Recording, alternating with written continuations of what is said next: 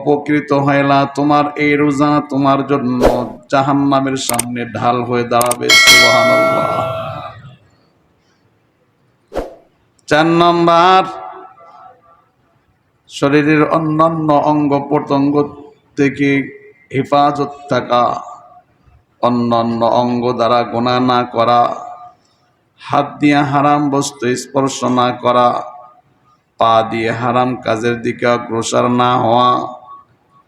বান্দা অঙ্গ প্রত্যঙ্গ থেকে গুনাহ করবে না, এটা হলো 4 নম্বর আদব। 5 নম্বর, বেশি না খাওয়া। রমজানুল মোবারকে সারাদিন রোজা রাখবে, ইফতারের সময় পেট ভরে খাবে না, একটু পেট খালি রাখবে। সাহারি খাবে তবে পেট ভরে খাবে না, একটু খালি রাখবে। সরকার বলে 3 ভাগ করবা, 1 ভাগ খানা হবে, 1 ভাগ পানি হবে, আর 1 ভাগ খালি থাকবে। অতি ভোজন থেকে তোমরা বেঁচে থাকবা, এটা হলো 5 নম্বর আদব। 6 নম্বর আদব, বান্দা ভয় থাকবে, হয় না জানি আমার রোজা আল্লাহর দরবারে কবুল হয় কিনা, আমি যে রোজা রাখতেছি না জানি আমার রোজার মধ্যে ইখলাস আছে কিনা, আমার রোজার মধ্যে খুলুসিয়াত আছে কিনা। যদি ইখলাস থাকে তো আল্লাহর দরবারে রোজাটা কবুল হবে, যদি ইখলাস না থাকে তো আল্লাহর দরবারে রোজা কবুল হবে না। যদি খুলুসিয়াত থাকে তো আল্লাহর দরবারে রোজা মঞ্জুর হবে, আর যদি খুলুসিয়াত না থাকে মাওলা পাকের দরবারে রোজা কবুল হবে না। হাদিসে পাকের মধ্যে আসছে, হাসরের ময়দানে আল্লাহ পাক রব্বুল আলামিন 3 ব্যক্তিকে উপস্থিত করবে। সর্বপ্রথম 3 ব্যক্তির ফয়সালা করবে। 1 নম্বর, দুনিয়ার জমিনে যারা শহীদ হয়েছে তাদেরকে আল্লাহ পাক উপস্থিত করবেন, বলবেন বান্দা আমি আল্লাহ তোমাদেরকে হাজারো নিয়ামত দান করেছিলাম, এই নিয়ামত দিয়েছি, সেই নিয়ামত দিয়েছি, আমি আল্লাহর নিয়ামত পেয়ে আমি আল্লাহর জন্য তুমি কি করলাম? শহীদ বলবি আল্লাহ আমি তো তোমার নিয়ামত ভোগ করেছি এবং তোমার জন্য জিহাদ করে শহীদ হয়ে গিয়েছি, তোমার সন্তুষ্টির জন্য আমি যুদ্ধ করে শাহাদাতের পানি পান করেছি। আল্লাহ পাক রব্বুল আলামিন বলবেন আরে বান্দা না, তুমি যুদ্ধ ঠিকই করেছো কিন্তু আমি আল্লাহর সন্তুষ্টির জন্য যুদ্ধ করো নাই। মানুষ তোমাকে বীর বাহাদুর বলবে, মানুষ তোমাকে শহীদ বলবে, এই উদ্দেশ্যে তুমি যুদ্ধ করেছো। বান্দা তোমার উদ্দেশ্য হাসিল হয়ে গেছে, দুনিয়ার থেকে বিদায় নিয়ে আসার পর মানুষেরা তোমাকে শহীদ বলেছে, তোমার সুনাম অর্জন হয়ে গেছে, আমি আল্লাহর জন্য যুদ্ধ করো নাই, কাজে হাসরে আমি আল্লাহর কাছে তোমার জন্য কোনো পাওনা নাই। সরকার বলে আল্লাহ পাক ফেরেশতাদেরকে অর্ডার করবে, ফেরেশতারা যাও এই বান্দার মাথা নিচের দিকে দিয়ে পা উপরের দিকে ওঠায়া শিকল লাগায়া টানতে টানতে জাহান্নামের মধ্যে ফেলায়া দাও। সাথে সাথে ফেরেশতারা বান্দার পা উপরের দিকে দিয়ে মাথা নিচের দিকে দিয়া শিকল দিয়ে বেঁধে টানতে টানতে বান্দাকে জাহান্নামে নিক্ষেপ করে ফেলবি। 2 নম্বর, কিছু আলেমদেরকে উপস্থিত করবি, কোরআনওয়ালাদেরকে উপস্থিত করবি। এই কোরআনওয়ালা আলেম, আমি আল্লাহ পাক তোমাদেরকে ইলম দান করেছিলাম, অনেক নাজ নিয়ামত তোমাদেরকে দিয়েছিলাম, বলো আমি আল্লাহর জন্য তোমরা কি করছো? আলেম বলবে আল্লাহ ইলম অনুযায়ী মানুষকে দাওয়াত দিয়েছি, দিন প্রচার করেছি, আয় আল্লাহ এই ভালো কাজ করছি, ওই কাজ করেছি, কোরআন তেলাওয়াত করেছি। আল্লাহ পাক বলবে বান্দা সব করেছো, তবে ইখলাস ছিল না, আমি আল্লাহর জন্য করো নাই। মানুষ তোমাকে বড় আলিম বলবে, মানুষ তোমাকে বড় হাফেজ কোরআন বলবে, কারিউল কুরআন বলবে, এই জন্য তুমি ইলম অর্জন করেছো, কোরআন পড়েছো, কোরআন সুন্দর করেছো মানুষের বাহবা পাওয়ার জন্য। তোমার সেই বাহবা দুনিয়াতে পেয়ে গেছো। মানুষ তোমাকে বড় আলিম বলেছে, মানুষ তোমাকে বড় হাফেজ বলছে। এ যাও, আমি আল্লাহর কাছে তোমার জন্য কোনো পাওনা নাই, জাহান্নামে চলে যাও। ফেরেশতাদেরকে বলবি, ফেরেশতারা এদের পা উপরের দিকে দিয়া, মাথা নিচের দিকে দিয়া শিকল দিয়ে বেঁধে টানতে টানতে জাহান্নামে ফেলায়া দাও। ওই আলেমদেরকে ফেরেশতারা পা উপরের দিকে দিয়া, মাথা নিচের দিকে দিয়া শিকল দিয়ে বেঁধে টানতে টানতে জাহান্নামে ফেলে দিবি। 3 নম্বর, ধনীদেরকে উপস্থিত করবে। এ বান্দা, দুনিয়াতে সম্পদ দিয়েছিলাম, বলো রে আমি আল্লাহর এত বড় সম্পদ পায়া, নাজ নিয়ামত পায়া আমি আল্লাহর জন্য কি করছো বলো। ধনী বান্দা বলবে, আল্লাহ তোমার দেওয়া সম্পদ তোমার রাস্তায় ব্যয় করেছি, যাকাত ঠিক মতো আদায় করেছি, দান দক্ষিণা করেছি গো আল্লাহ, একমাত্র তোমাকে খুশি করার জন্য। আল্লাহ পাক বলবে, নারী বান্দা, দান ঠিকই করছো, কিন্তু আমি আল্লাহকে খুশি করার জন্য করো নাই। মানুষ তোমাকে দানশীল বলবে, মানুষ তোমাকে বলবে এই বান্দা অনেক বড় দানশীল, মানুষ তোমার প্রশংসা করবে, এই আশায় তুমি দান করছো। এ বান্দা, দুনিয়াতে যখন দান দক্ষিণা করলাম, মানুষ প্রশংসা করছে, তোমার দিলটা ফুলে গেছে, তুমি খুশি হয়ে গেছো। আমি আল্লাহর জন্য যেহেতু করো নাই, আমি আল্লাহর কাছে তোমার জন্য কোনো পাওনা নাই, তোমাকে এখন জাহান্নামে ফেলানো হবে।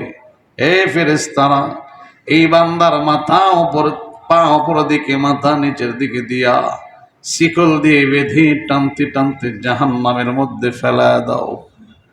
ফেরেশতারা ওই বান্দাদেরকে পা অপরের দিকে দিয়া, মাথা নিচের দিকে দিয়া টানতে টানতে জাহান্নামের মধ্যে ফেলায় দেওয়া হবে।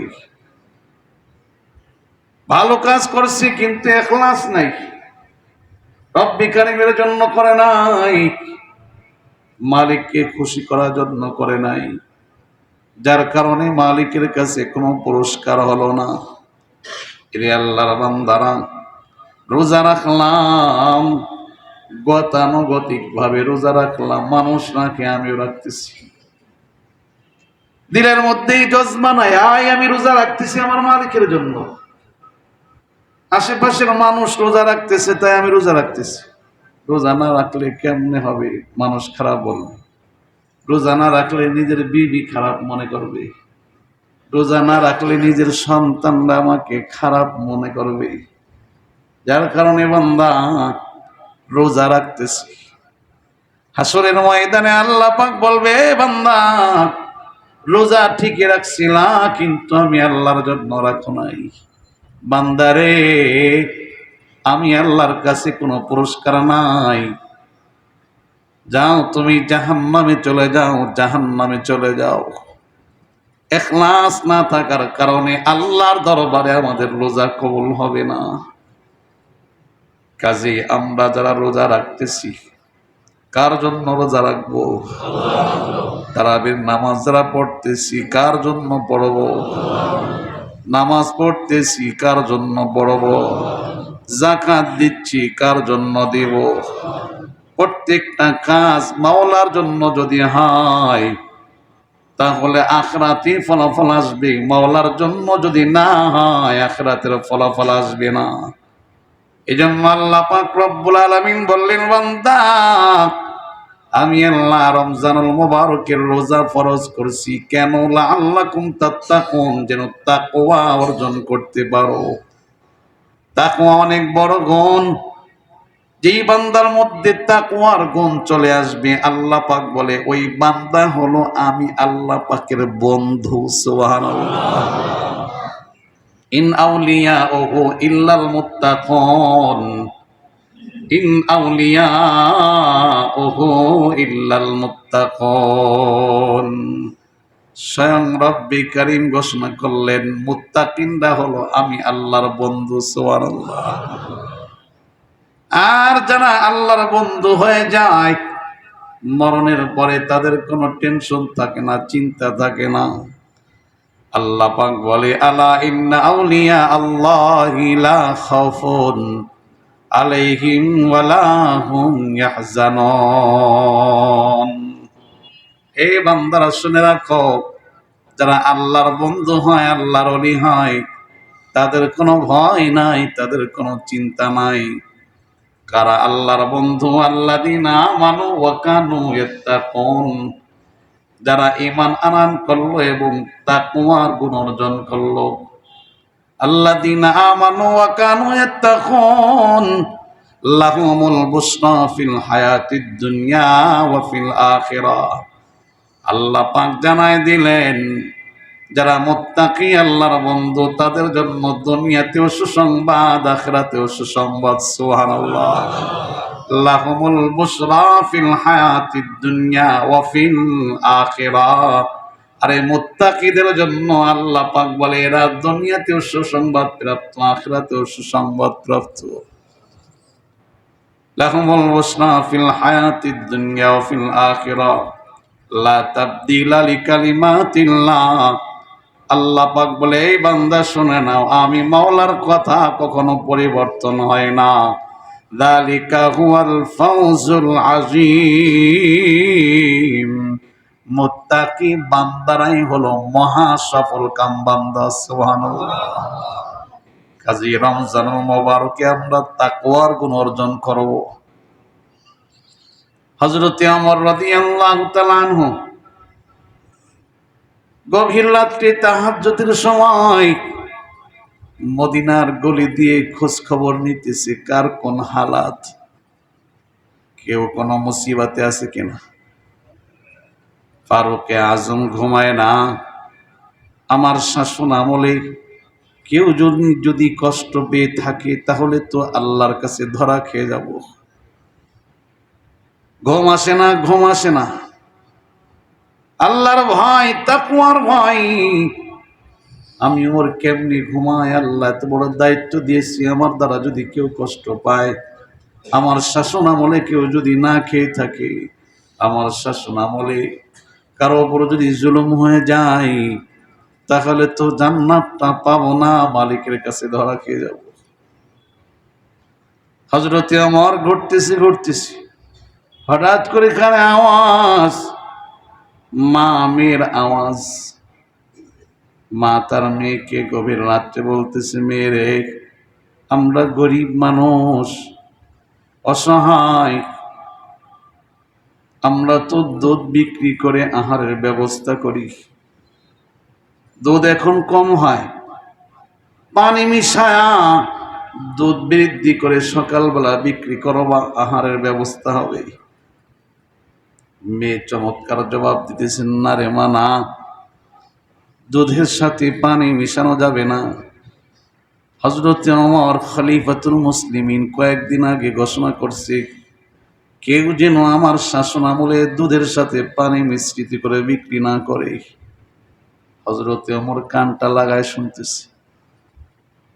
মায়ে বলতেছে, মেয়েরে ওমর ঘোষণা করছে, এখন তো ওমর নাই, ওমর তো এখন দেখবে না, তুমি পানির সাথে দুধের সাথে পানি মিশ্রিত করবা।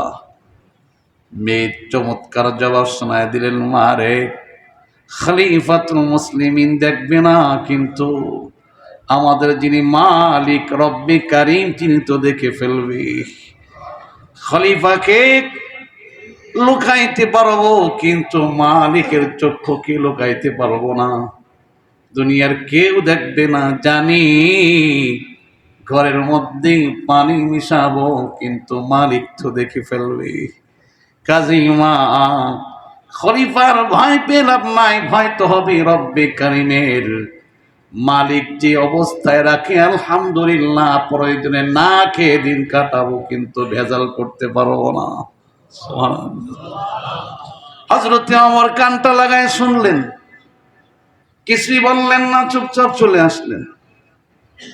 পরের দিন আসলামকে পাঠাইলেন, আসলাম যাও অমুক ঘরে কারা বসবাস করে, একটু ঠিকানা নিয়ে আস। আসলাম ঠিকানা নিয়ে আসছি। বলে একজন বিধবা মহিলা এবং তার একটা মেয়ে বসবাস করে, স্বামী নাই, স্বামী কবরে চলে গেছে। হযরত ওমর বলে মেয়েটার কি বিবাহ হয়েছে? বলে না, বিবাহ হয় নাই। ফারুক আজম হযরত ওমর তার সন্তানদেরকে ডাক দিলেন, এ আমার সন্তানরা শোনো, উত্তম একটা পাত্রী পাইছি, যার দিলে তাকওয়া ভরা, আল্লাহর ভয় ভরা। আমি খলিফার মনটা চাই, এই মেয়েটাকে আমি আমার পুত্রবধূ বানাবো। কে রাজি আছো রে? আশা করি এই মেয়েটাকে যে বিবাহ করবে সে বড় ধন্য হবে। ফারুক আজম তার সন্তানদের কাছে প্রস্তাব দিলেন, তবে শোনো, তারা কিন্তু গরিব, অসহায়, বিধবা মহিলা, বাবা নাই, মেয়েটার বাবা কবরে চলে গেছে। এই দুর্বল পরিবারে কে বিবাহ করবে?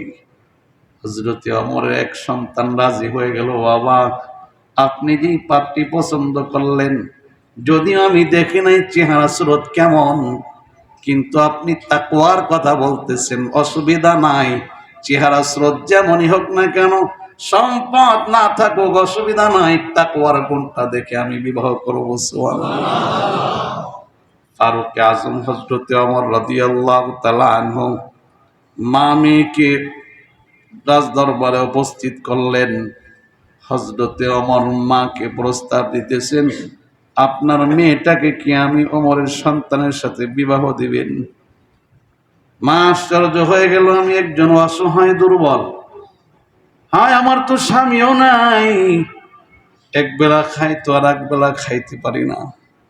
ফারুক আজম যিনি খলিফাতুল মুসলিমিন, তার সন্তানের জন্য আমার মেয়েকে নিতে চাই। কেমন যেন আসমানটা ভেঙে মাথার উপরে পড়ছে। মায় বলে, আমি তো অসহায় দুর্বল, আমার মেয়ে আপনার সন্তানের সাথে বিবাহ কেমনে হয়? হযরত ওমর বলে, সম্পদের কারণে না, সৌন্দর্যের কারণে না, কারণ আমি ওমর আপনার মেয়েকে দেখি নাই, আমার সন্তানও দেখে নাই, কিন্তু রাতের বেলায় আপনারা যে কথোপকথন করছেন আমি ওমর কানটা লাগাই শুনছি। আপনার মেয়ের মধ্যে তাকওয়া আছে, আল্লাহর ভয় আছে, যার কারণে আমি ওমর খুশি হয়ে গেছি। আমার সন্তানের জন্য আপনার মেয়েটাকে প্রস্তাব দিয়েছি, সন্তানও রাজি হয়ে গেছি। বিবাহ হয়ে গেল। এই মেয়ের পেটে যে সন্তান জন্মগ্রহণ করলেন তিনি হলেন ওমর ইবনে আব্দুল আজিজ রাহমাতুল্লাহ আলাইহি। সুবহানাল্লাহ। ওমর ইবনে আব্দুল আজিজ রাহমাতুল্লাহ আলাইহি, যিনি পরবর্তীতে খলিফা হয়েছেন, এই যে ওমর ইবনে আব্দুল আজিজ বড় খলিফা, বৃদ্ধ বয়স, দাঁড়াইতে পারে না, অসুস্থ, শুয়ে আছেন। মেয়েকে ডাক দিয়ে বলে, মেয়েরে এক গ্লাস পানি পান করাও। খলিফা তার মেয়েকে বলতেছে, মেয়েরে আমাকে এক গ্লাস পানি পান করাও। প্রথম ডাক দিলেন, মেয়ে পানি আনে না। দ্বিতীয়বার বললেন আনে না। তৃতীয়বার একটু রাগ হয়ে গেলেন, মেয়েটা বিয়াদব হয়ে গেল কিনা। বারবার বলতেছি পানি পান করাও, কিন্তু এখনো পানি আনে না। ওমর ইবনে আব্দুল আজিজের বেবি দৌড়ে আসছে। রাগ কেন হও? বলে মেয়েটা কি বিয়াদব হয়ে গেল নাকি? তিনবার বলা লাগলো, এখনো পানি আসে না। ওমর ইবনে আব্দুল আজিজ রাহমাতুল্লাহ আলাইহি বিবি ডাক দিয়ে বলে, স্বামী হে, রাগ করিও না, তোমার মেয়ের পায়জামা মাত্র একটা, পায়জামাটা ছিঁড়ে গেছে। ছেঁড়া পায়জামা নিয়ে তোমার সামনে আসতে লজ্জা বোধ করতেছি। তোমার মেয়েটা সই সুতা নিয়ে পায়জামাটা সেলাই করতেছে।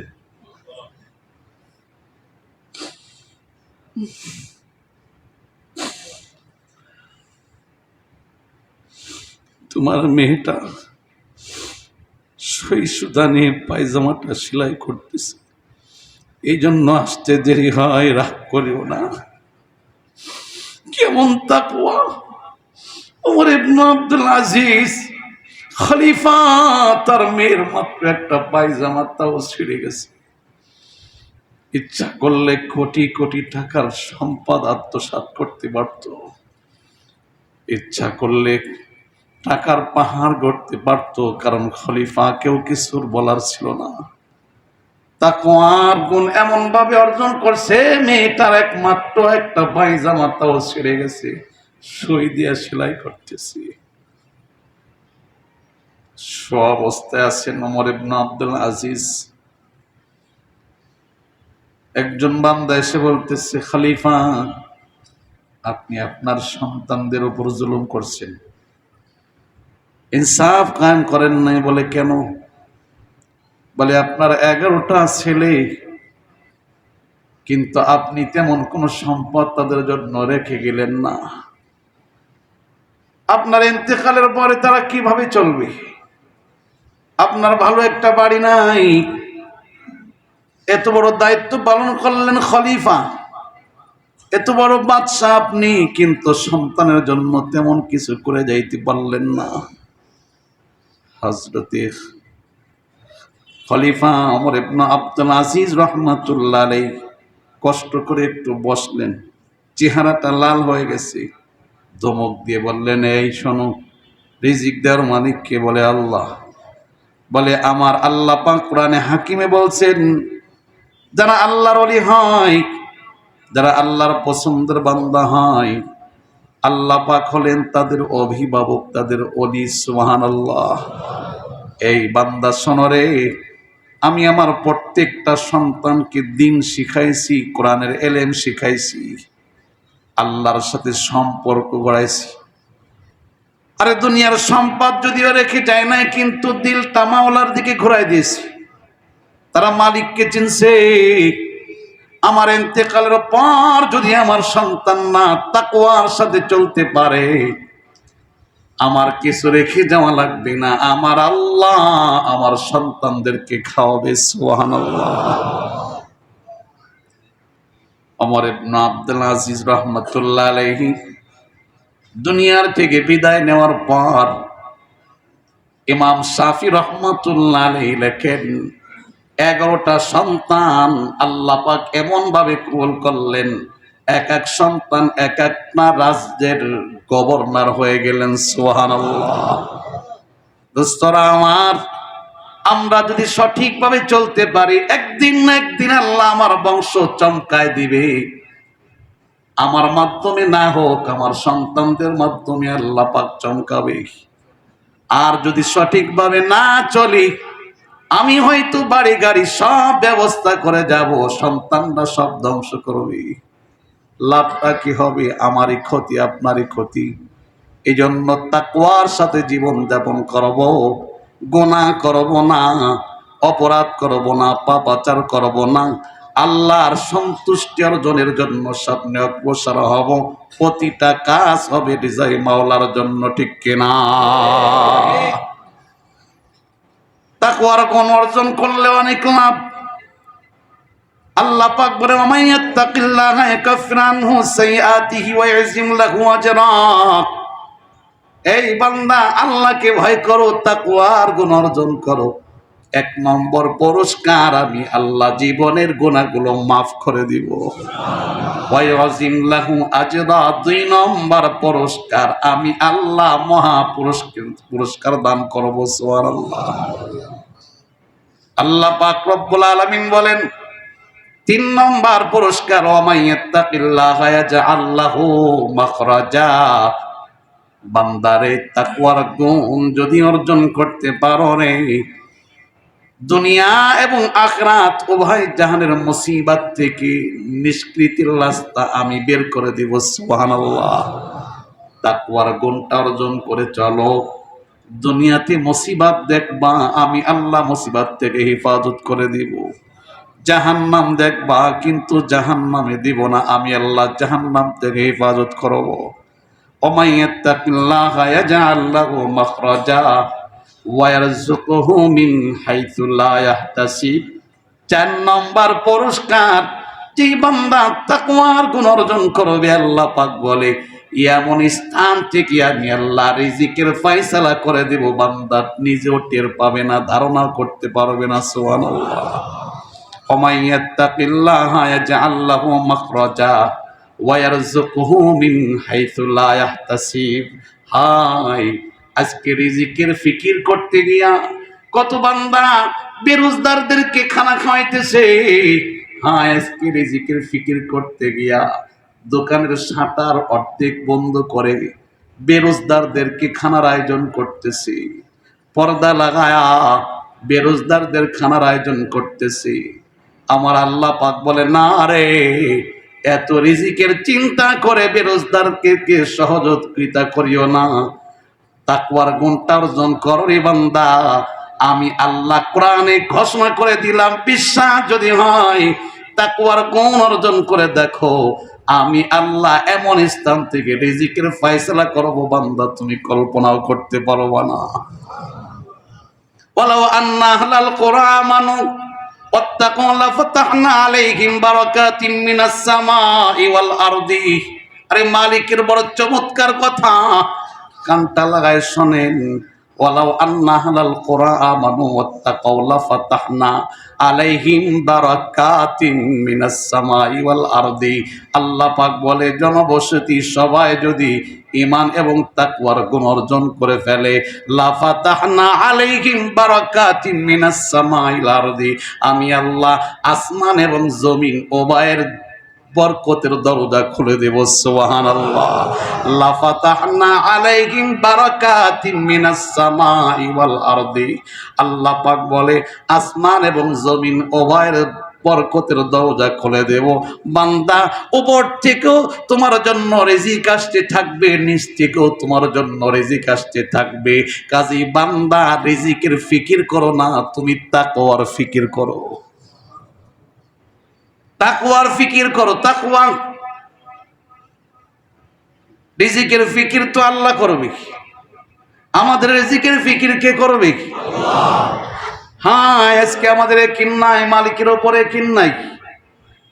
আল্লাহ পাক বলে বান্দারে, আমি আল্লাহ এক জায়গা না অসংখ্য আয়াতের মধ্যে তোদেরকে জানাই দিলাম, রিজিক দেওয়ার মালিক আমি আল্লাহ, রিজিক দেওয়ার মালিক আমি আল্লাহ। এই বান্দা, আমি আল্লাহ তোদেরকে সৃষ্টির 50,000 বছর আগে রিজিকের ফয়সালা করে দিয়েছি। ওমা মিন দাব্বাতিন ফিল আরদি ইল্লা আলাল্লাহি রিজকুহা।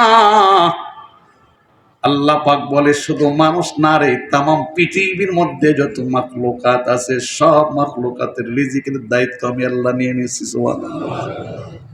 এরে আল্লাহর গোলাম, এই জন্য আল্লাহ পাক রব্বুল আলামিন রিজিকের ফয়সালা করেন। কাজে আল্লাহকে খুশি করতে হবে, দুনিয়ার মানুষকে খুশি করার দরকার নাই।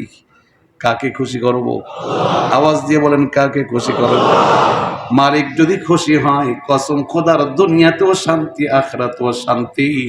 মালিক যদি নারাজ হয়ে যায়, দুনিয়াতেও অশান্তি আখিরাতেও অশান্তি। হইতে পারে সম্পদের মালিক হইলা, কিন্তু দিলের মধ্যে আমার আল্লাহ শান্তি দিবে না, ঠিক কিনা? এই জন্য এখনো যারা বেরোজগারদের জন্য খানার আয়োজন করে, অনুরোধ করিয়েন না। লাভ তেমন একটা হবে না, মালিক তো ফয়সালা করে দিয়েছে, যতটুক পাওয়ার অটোমেটিকলি চলে আসবে।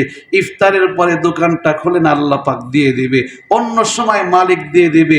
কিন্তু হারাম উপার্জন করে লস আপনারে হয়ে গেল, যেটা বাজেট হয়েছে বেশি তো পাবেন না, বরঞ্চ ক্ষতি হয়ে গেল, আখিরাত বরবাদ, জাহান্নামের মধ্যে চলে যাইতে হবে।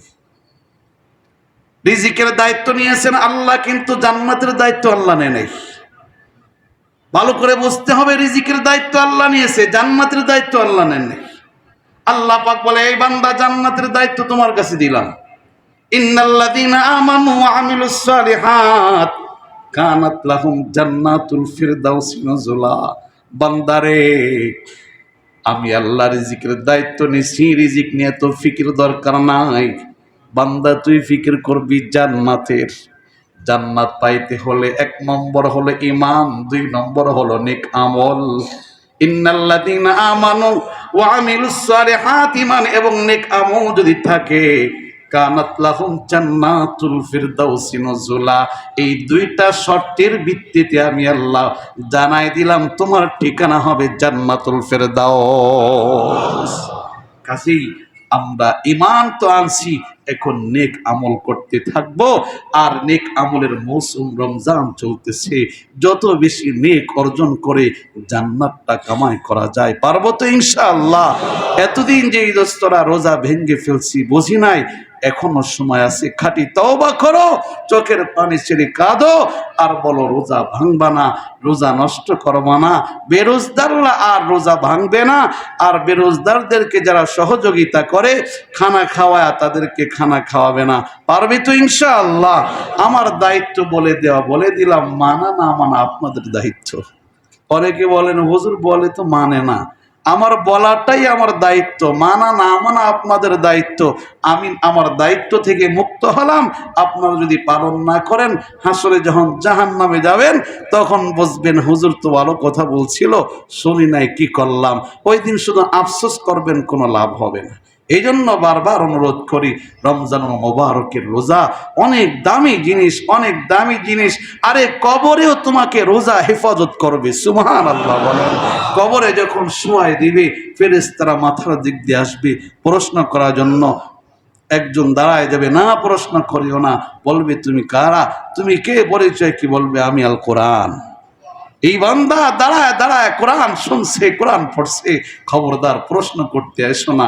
কোরআন তাকে বাধা দিয়ে দেবে। ফেরেশতারা ডান দিক দিয়ে আসবে, বাধা হয়ে দাঁড়াবে, এই বান্দাকে জাগ্রত করো না, তুমি কে, আমি নামাজ। সুবহানাল্লাহ বলেন না।